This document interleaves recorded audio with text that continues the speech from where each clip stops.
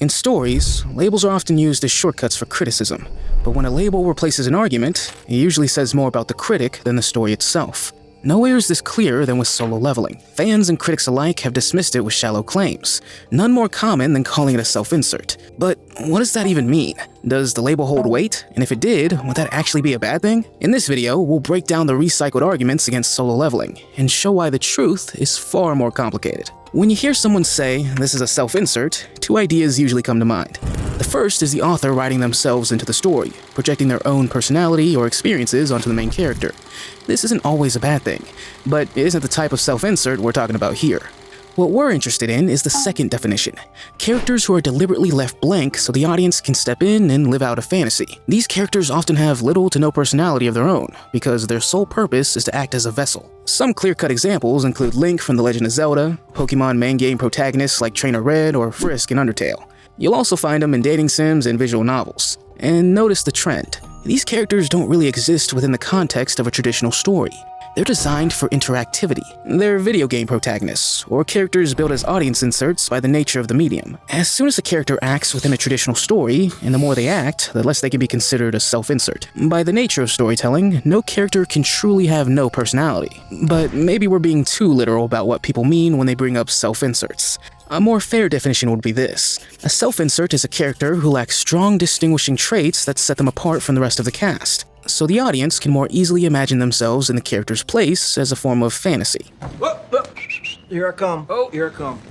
This is often what people say about Jin-Woo in Solo Leveling, that he's plain, that he has no real personality. But that's just not true. Even in the first two episodes, you can see his personality clearly. Jin-Woo's character isn't blank. It's defined by conflicting beliefs. That's what makes him work. First, weakness versus resilience. From the very beginning, Jin-Woo copes with being at the bottom. He laughs off insults, he lies to others and to himself, and he tells himself that barely surviving is good enough. When the double dungeon strips all that away, he's forced to admit the truth. His kindness never saved him. His weakness only cursed him. And being weak meant he was destined to lose. Doesn't matter how smart, creative, or kind they are, the weak always lose! I always lose. My kindness never saved me, no. That's not a blank slate. That's brutal honesty.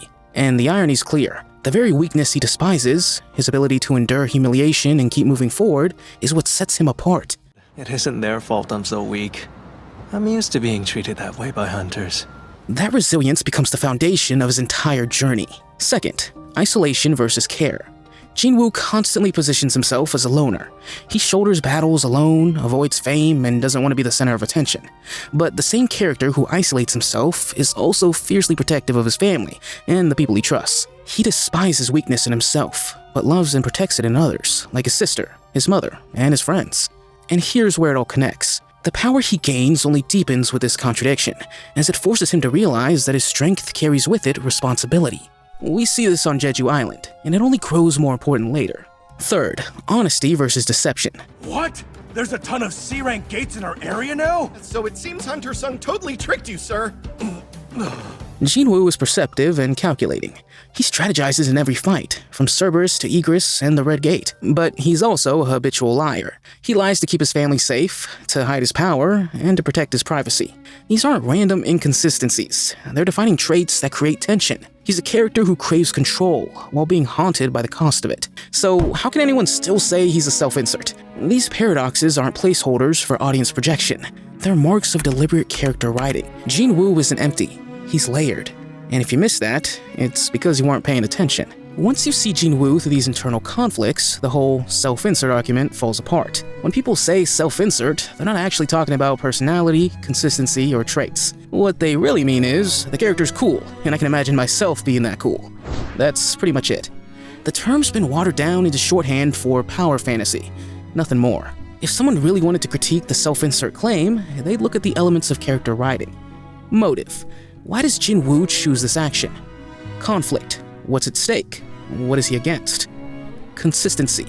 Does this align with his past beliefs or mark a turning point? Change. What's different afterward in his outlook or tactics? Solo Leveling actually handles all these elements well. We understand Jin-Woo's motives and decisions. We see the stakes clearly, and his choices align with his insecurities and growth. Take Jeju Island. Even after becoming powerful, his limitations still make him feel useless. He can't rely on shadow exchange. The elixir of life fails. His potions don't work. And all of it throws him back to the same fears he had as an E-rank hunter. I can't leave the island fast enough.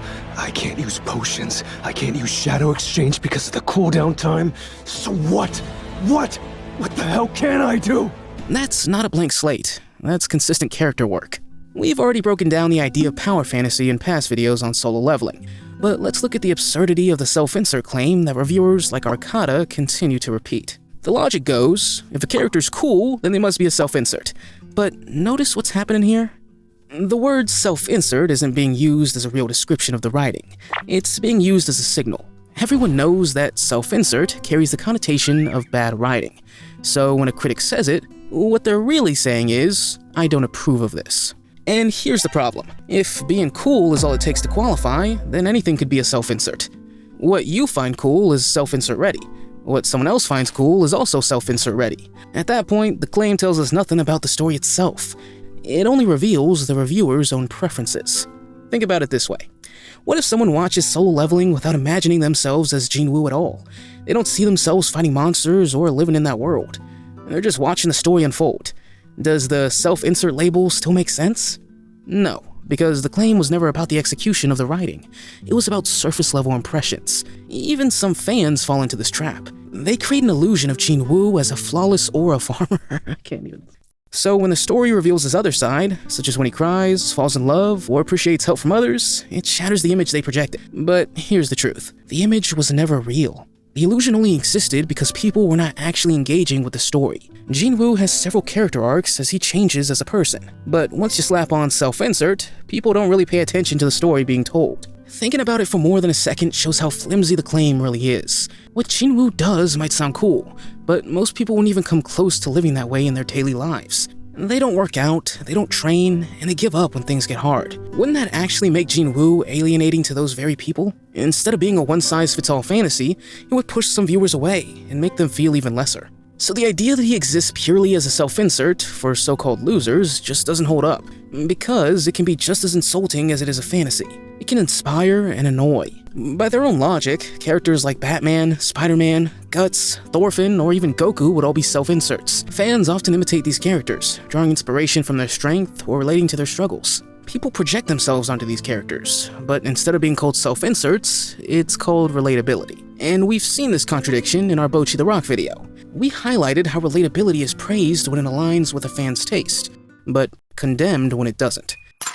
Bocchi's story is just as much of a power fantasy self-insert as Solo Leveling, if you're using that broken term. At the end of the day, the point is simple. Buzzwords aren't analysis. They're thought-terminating ideas. They shut down discussion instead of opening it up. If you actually engage with the story, you'll find things you didn't expect. But if all you can do is throw around self-insert, then you're not critiquing the work. You're just repeating noise. Jin-Woo isn't a self-insert. He's a character. If you miss that, then maybe the real problem isn't with the story. It's with how you engaged with it.